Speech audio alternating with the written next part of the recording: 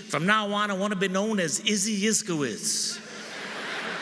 I am now an Orthodox Jew, Izzy Yiskowitz. I am the greatest of all time.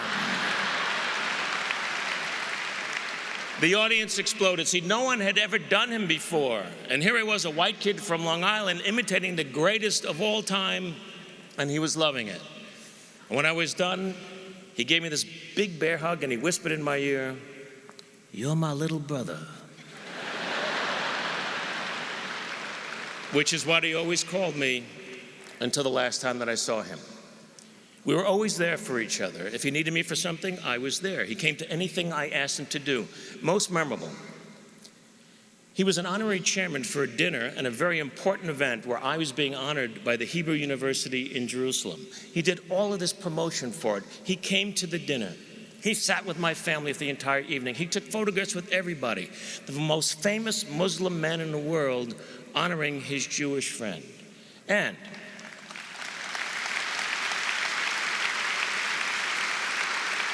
because he was there, we raised a great deal of money. And I was able to use it to endow the university in Jerusalem with something that I told him about. And it was something that he loved the theory of. And it thrives to this day. It's called Peace Through the Performing Arts.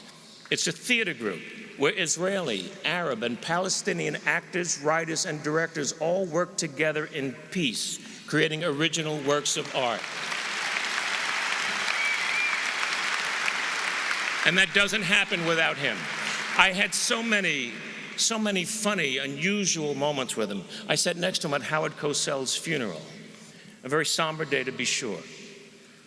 Closed casket was on the stage. Muhammad and I were sitting somewhere over there next to each other. And he quietly whispered to me, "Little brother, do you think he's wearing his hairpiece?"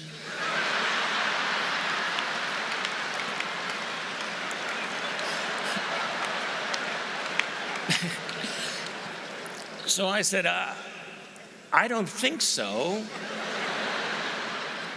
"Well, then how will God recognize him?"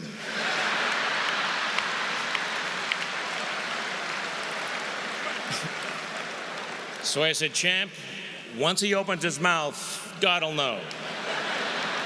So we started laughing. It was a muffled laugh at first, but then we couldn't contain ourselves. Here we were at a funeral, me with Muhammad Ali, laughing like two little kids who heard something dirty in church. You know, we're just laughing and laughing. And then he looked at me and he whispered, "Howard was a good man." One time he asked me if I would like to run with him one morning, do road work with him. I said, "Well, that'd be amazing. Where do you run?" He said, "Well, I run at this country club, and I run on a golf course early in the morning. It's very private. Nobody bothers me. We'll have a great time." And I said, "Champ, I can't run there. The club has a reputation for being restricted." "Well, it's restricted me. They don't allow Jews there. They don't have any Jewish members." He was incensed. "I'm a black Muslim, and they let me run there. Little brother, I'm never going to run there again." And he didn't.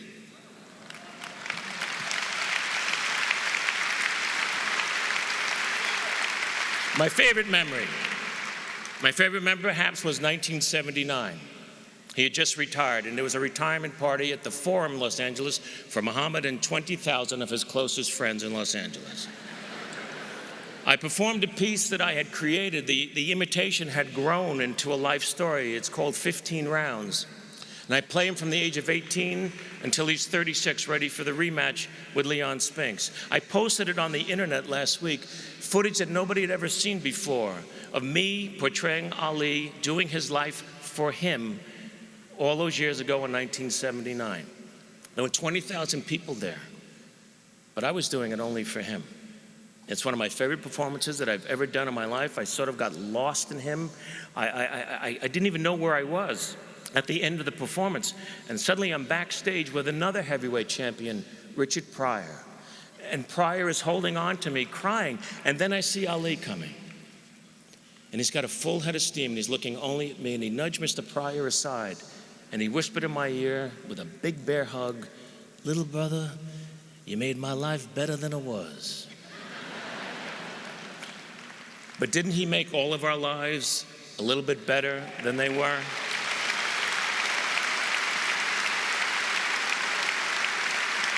That, that, my friends, is my history with a man, and I've labored to come up with a way to describe the legend.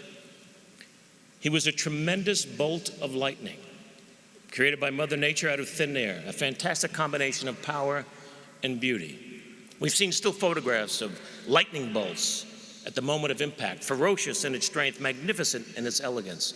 And at the moment of impact, it lights up everything around it, so you can see everything clearly. Muhammad Ali struck us in the middle of America's darkest night, in the heart of its most threatening gathering storm. His power toppled the mightiest of foes, and his intense light shined on America, and we were able to see clearly injustice, inequality, poverty, pride, self-realization, courage, laughter, love, joy, and religious freedom for all.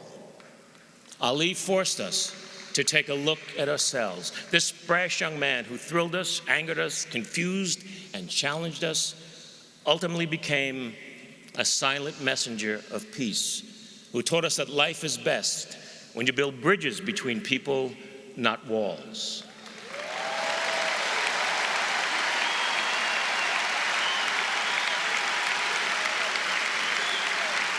My friends,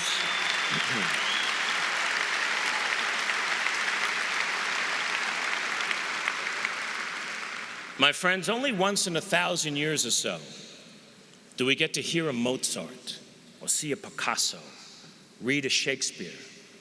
Ali was one of them, and yet, at his heart, he was still a kid from Louisville who ran with the gods and walked with the crippled and smiled at the foolishness of it all. He is gone, but he will never die. He was my big brother. Thank you.